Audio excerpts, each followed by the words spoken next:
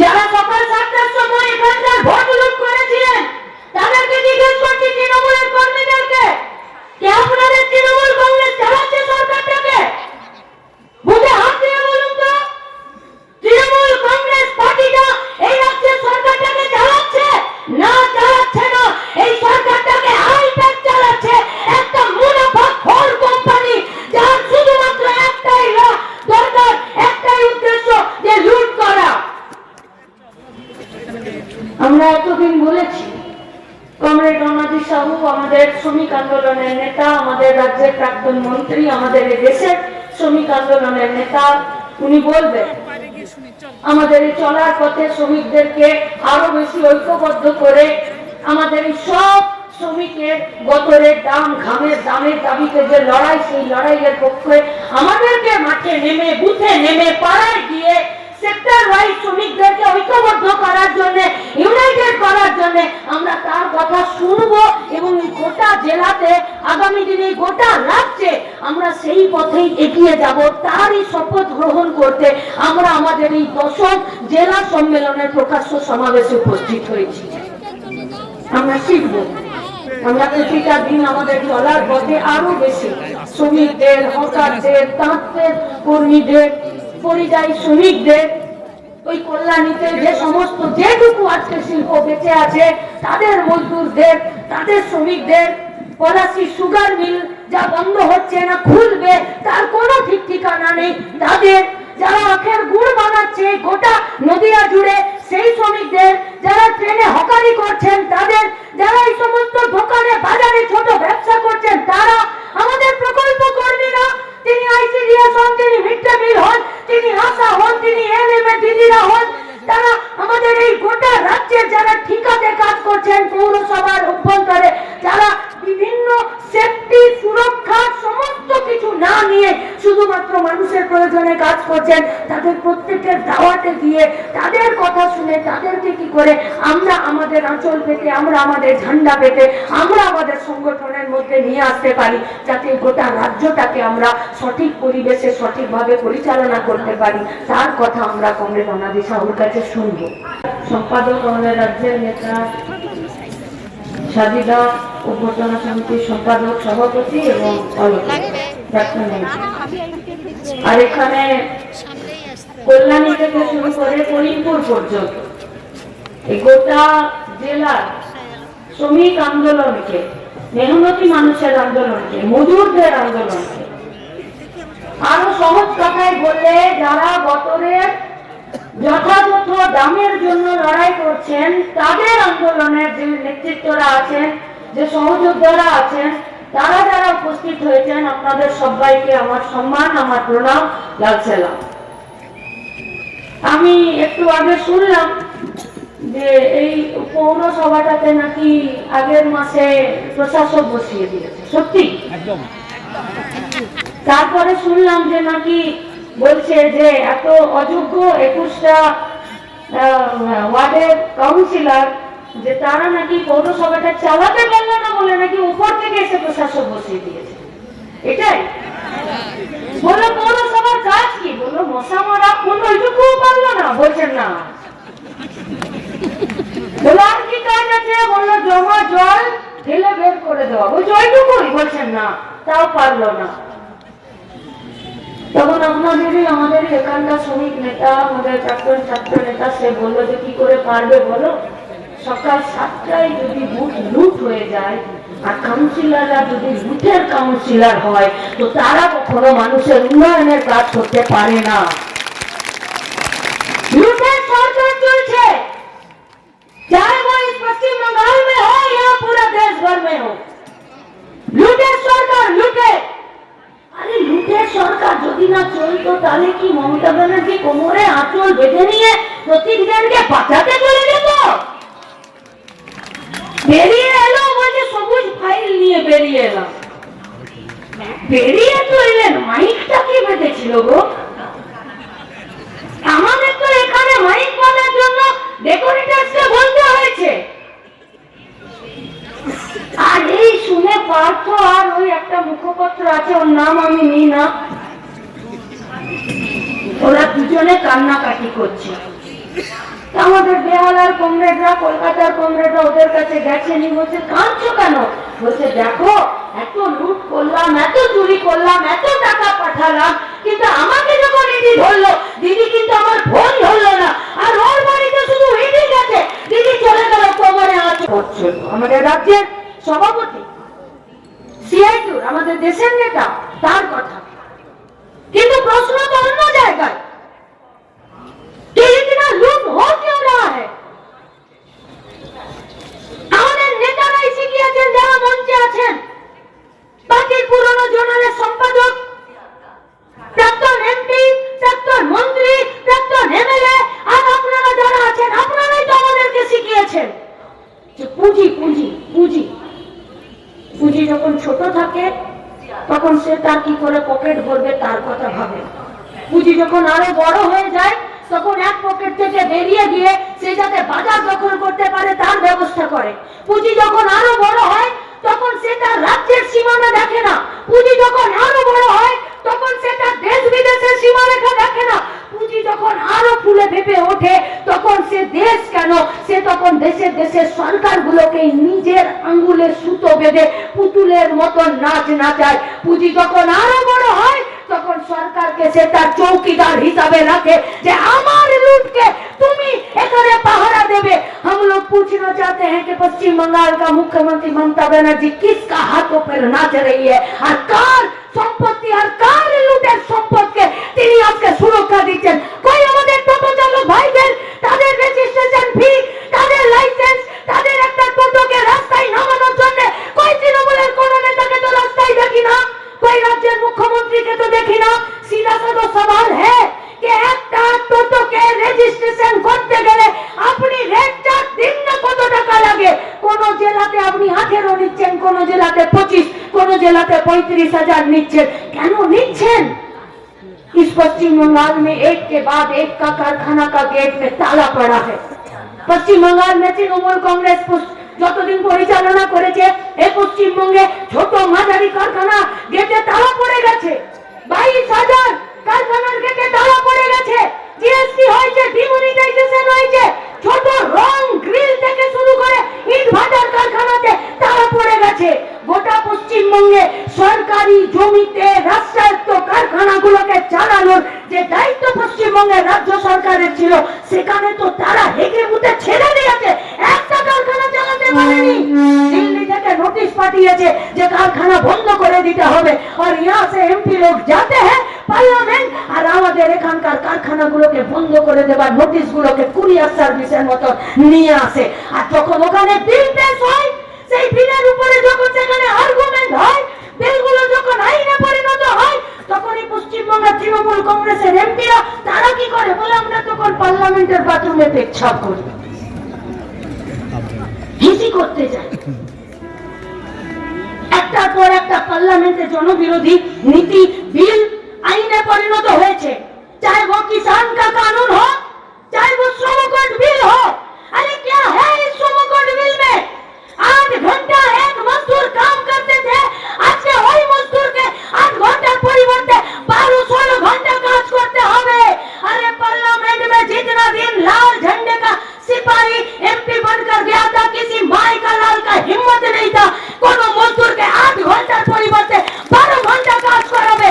আর তোমরা পশ্চিমবঙ্গ থেকে তৃণমূল কংগ্রেসের এমপিদেরকে পাঠালে, যখন এই শ্রমকোড বিলটা যখন আইনে পরিণত হচ্ছিল, তখন এরা বলল যে পশ্চিমবঙ্গে দিদিমণি অনেক পায়খানা পেচ্ছাপ করার জায়গা উদ্বোধন করেছে, কিন্তু আমরা এখানে সেটিং এ চলি বলে যখন বিল পাস হয়, আইনে পরিণত হয়, তখন আমরা বাথরুমে চলে যাই।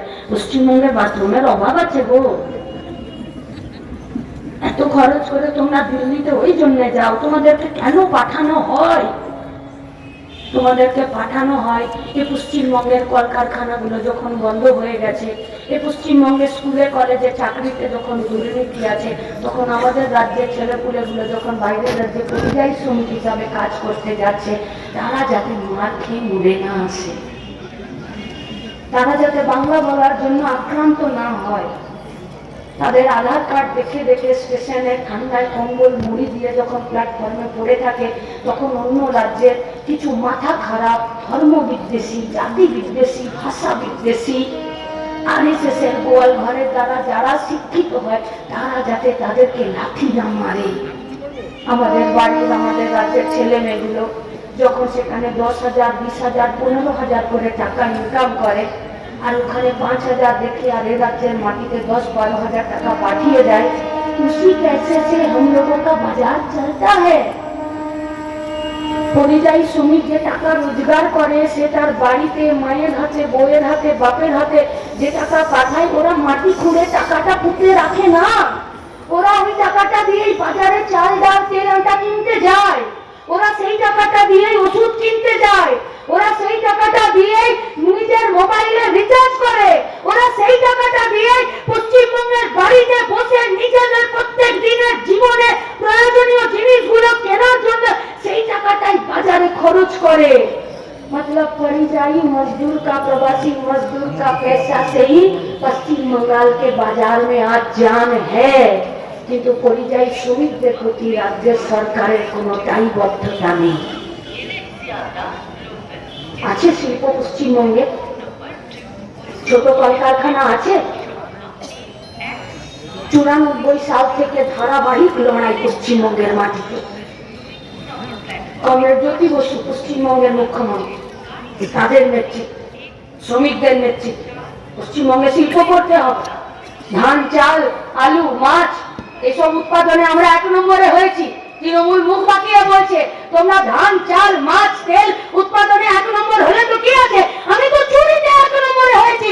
তোমার চাল আর আমি চাল চুরিতে 1 নম্বর। ফার্স্ট প্রাইজ পেয়েছে জ্যোতিপ্রিয় মল্লিক, 15তে চলে যাবে, পেয়ে যাবেন বাড়ি, পেয়ে যাবেন বাড়ি। মানুষের পকেটে টাকা এসেছে। গোটা পশ্চিমবঙ্গের বাজারে 60,000 কোটি টাকার মানুষের কেনার ক্ষমতা তৈরি হয়েছে। তবে গিয়ে পশ্চিমবঙ্গে যে সমস্ত কারখানাগুলো ছিল তার জাতীয়করণ করার জন্য দিল্লির সঙ্গে লড়েছে। আজ পশ্চিমবঙ্গে তৃণমূল কংগ্রেসের সরকারটা বলুন, পশ্চিমবঙ্গের শিল্পনীতির জন্য, পশ্চিমবঙ্গের কর্মনীতির জন্য, পশ্চিমবঙ্গের যুব নীতির জন্য, পশ্চিমবঙ্গের শ্রমিকদের নীতির জন্য কোন একটা ব্লু প্রিন্ট আছে যে ব্লু প্রিন্টটা আমরা দেখবো? আচ্ছা, পশ্চিমবঙ্গের তৃণমূল কংগ্রেসকে ছেড়ে দিন, পশ্চিমবঙ্গের তৃণমূল কংগ্রেসের কর্মীদের কাছে আমরা প্রশ্ন করছি, চাকদাতে আমাদের পিঠে অনেক তোমাদের মারের দাগ আছে। চাকদাতে তোমাদের মানে আমাদের অনেক বাড়ি ভেঙেছে। চাকদাতে তোমাদের দেওয়া কেস এখনো আমরা কোর্টে লড়ছি। চাকদাতে তোমরা পুলিশকে পকেটে ভরে নিয়ে আমাদের নামে অনেক মিথ্যে মামলা দিয়েছে, আমাদেরকে এলাকা ছাড়া করেছে। দাগগুলো শুকিয়ে গেছে কিন্তু দাগগুলো চলে যায়নি। সুদে আসলে ফেরত দেবার জন্য লাল ঝান্ডা তৈরি হচ্ছে। কিন্তু সেদিন তোমাদের কি হবে? কি হবে তোমাদের? কেন লুট করলে? আর লুট করেছো, পেশ করেছো। হিন্দি ফিল্ম का डायलॉग था, मेरे जी को भाया मैंने कुत्ता काट के खाया। তৃণমূলের কর্মীদের ইচ্ছে হয়েছিল পিটিয়েছে, নেতারা বলেছিল পিটিয়েছে। কিন্তু ভাই তোমাদের কাছে আমাদের প্রশ্ন, তোমাদের সরকার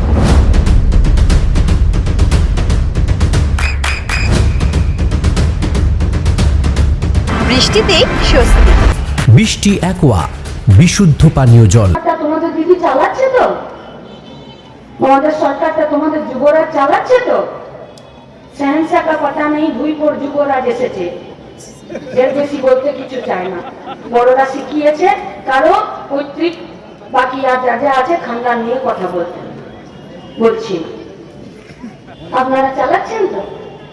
কি বললো ববি হাকিম?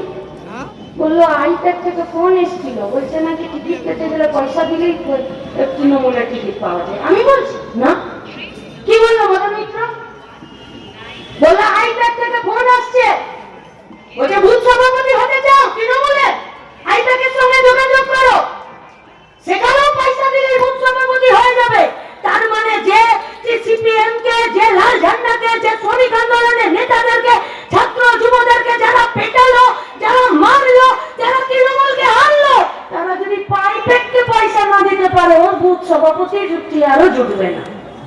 জুটবে? জুটবে না। আইপ্যাডকে পয়সা না দিতে পারলে ক্যান্ডিডেটের টিকিটও জুটবে না। তাই ভাবি রোগা মোটা কান কাটা হাত কাটা গুলো এত কি করে টিকিট পেয়ে যায়? টিকিট তো আইপ্যাডে দেয় না। পশ্চিমবঙ্গে তৃণমূল কংগ্রেস সরকার পার্টিটা দেয় না, না দেয় না। কেন চালাচ্ছে? নেতারা শিখিয়েছিল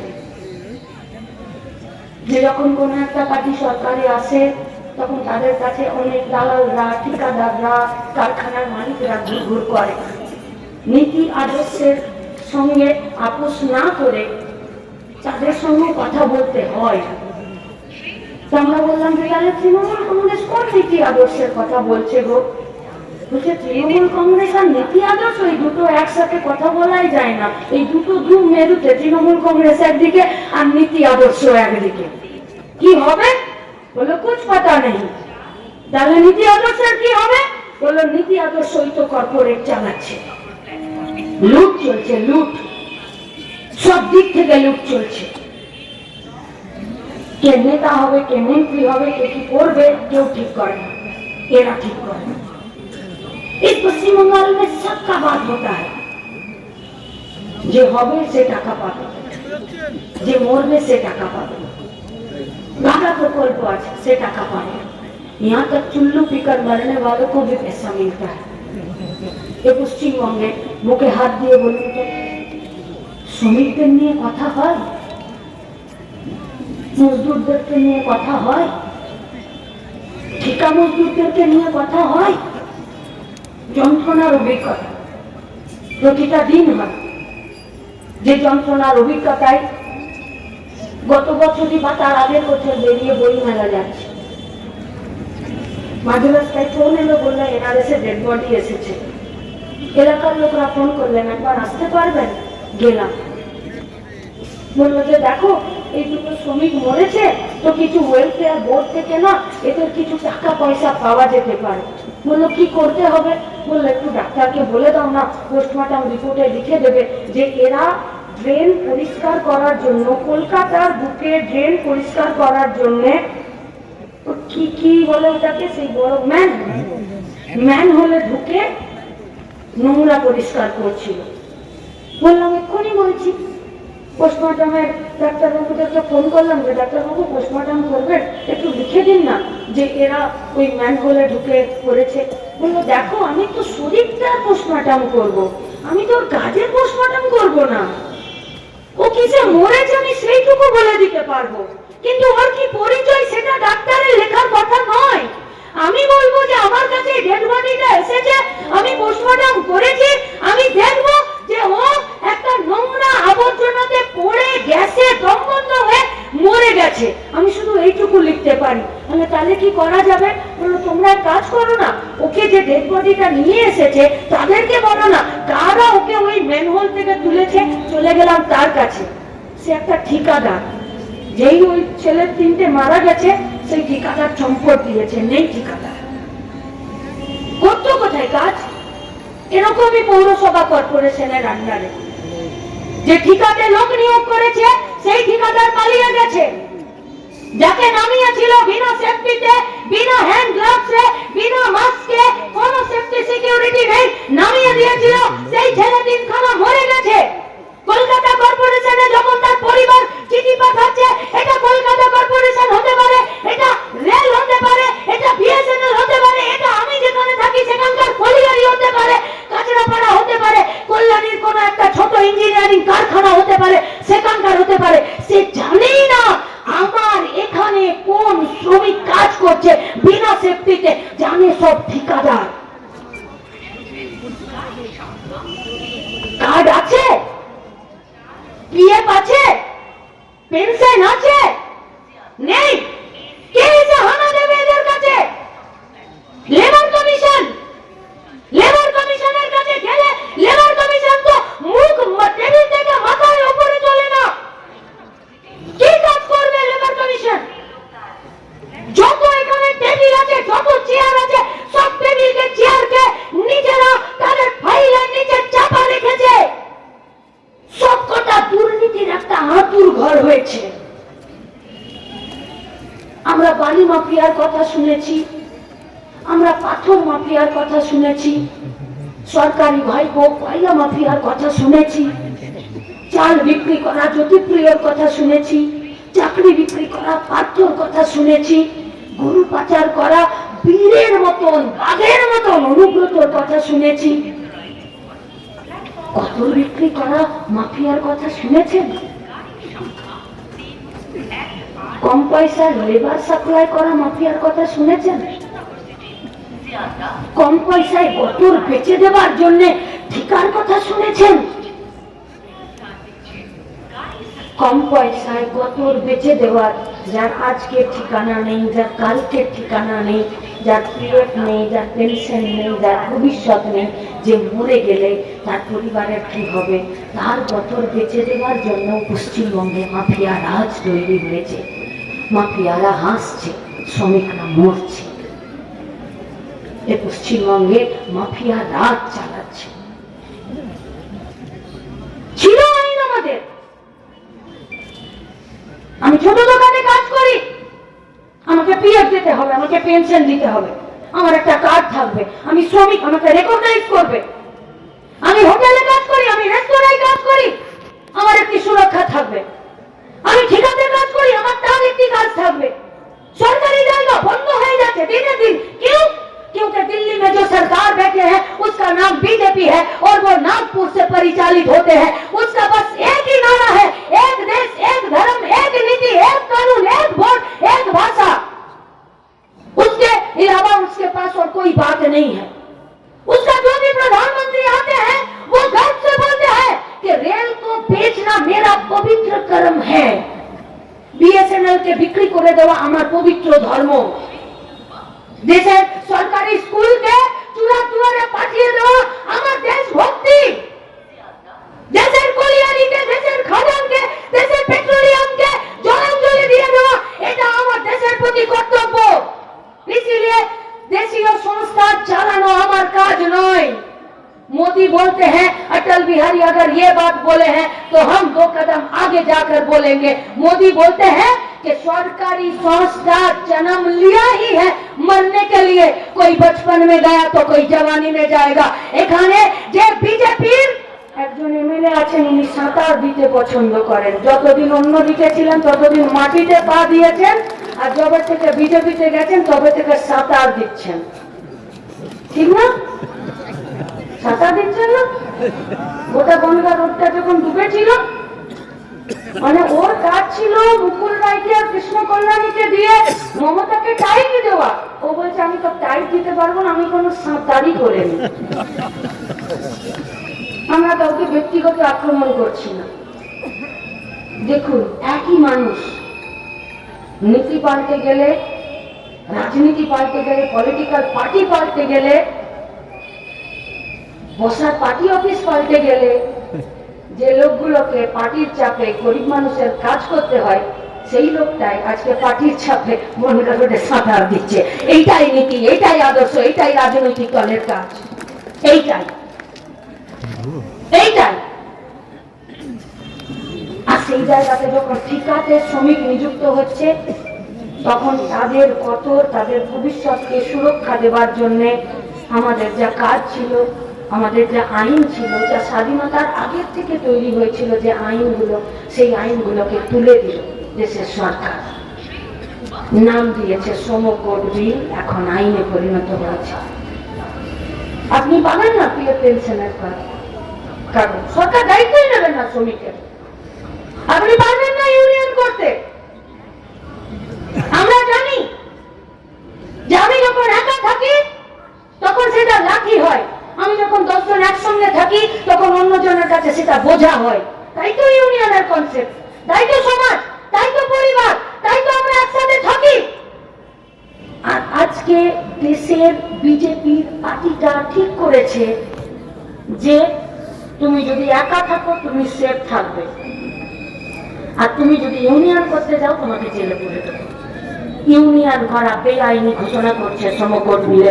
বলবেন আমাদের রাজ্যের নেতা কমরেড অনাদি শাহ, চলতে পারে না। इस देश का नाम है भारतवर्ष। বিজেপির বিরুদ্ধে ধর্মঘট ডাকলে দিদিমণির গায়ে চুলকানি হয়, বিছুটি পাতা লেগে যায়, আলকুচি লেগে যায়। আমরা দিনে দিনে বছরে যা ধর্মঘট হয় শ্রমিক আন্দোলনের পক্ষ থেকে, সেই ধর্মঘটে আমরা এ রাজ্যের তৃণমূল কংগ্রেসের যে মুখোটা वो মুখোটা हम নদিয়ার সবথেকে বড় English medium school JRS public school প্রায় ৩৫ বিঘা জমির ওপর গড়ে উঠেছে বিশাল ক্যাম্পাস। নার্সারি থেকে শুরু করে উচ্চ মাধ্যমিক, ITI college, law college, BEd college, ভর্তি চলছে জেআরএস পাবলিক। ব্যালকনি বা সিঁড়ির রেলিং, মডিউলার কিচেন বা ড্রয়িং রুম, এক কথায় আপনার স্বপ্নের বাড়িকে করে তুলুন আরো সুন্দর। Chakdah ply centre, gorgeous look বা কোয়ালিটি সবেতেই number 1। Chakdah ply centre, Chakdah ply centre, KBM, Chakdah, Nadia. করবেন কেন করবেন বুঝতে পারছেন না তো? সঠিক গাইডলাইন পেতে আজই আসুন নদিয়ার চাকদাতে নিবেদিতা প্রাইভেট লিমিটেডে। Nivedita private limited, marketing and distribution service. Chakdah aluminium centre, ply, কাঁচ, laminates, kitchen fittings, door lock, window ও অ্যালুমিনিয়ামের খুচরো ও পাইকারি বিক্রেতা। চাকদা অ্যালুমিনিয়াম সেন্টার, পূর্বলালপুর 50 নম্বর রেলগেটের পাশে, চাকদা, নদিয়া। হোমওয়ার্কটা করেছো? হ্যাঁ স্যার। এ বাবা, ভুল করেছো কেন? চোখে কেমন ঝাপসা দেখছি, লিখতে আর পড়তে খুব সমস্যা হচ্ছে। চাকদার মডার্ন অপটিক্স থেকে ভালো চোখের ডাক্তার দেখিয়ে নাও। প্রতিদিন প্রকৃত চোখের ডাক্তার ও দৃষ্টি বিশেষজ্ঞ মডার্ন অপটিক্স চাকদহে। স্যামসাং, জিও, রিয়েলমি, নদিয়ার একমাত্র অথরাইজড ডিস্ট্রিবিউটর ঘোষ কমিউনিকেশন, থানার মোড়, চাকদা। ভাবছেন 3 স্টার ক্যাটাগরিতে কাটাবে? রুম রে মাত্র 1500 টাকা থেকে স্টার, খাওয়া দাওয়া রিজনেবল প্রাইস। নদিয়ার একমাত্র 3 স্টার ক্যাটাগরি হোটেল এনবি সোনার বাংলা হোটেল, কল্যাণী এইমসের ঠিক উল্টো দিকে, কল্যাণী, নদিয়া। নদিয়া জেলার সবথেকে বড় বিল্ডার্স চাকদার মা মনসা বিল্ডার্স, রড ও সিমেন্টের পাইকারি ও খুচরো বিক্রেতা। মা মনসা বিল্ডার্স, পদ্মবিলা, চাকদা, নদিয়া। রড কেনাকাটায় থাকছে ডিসকাউন্ট অফার। মা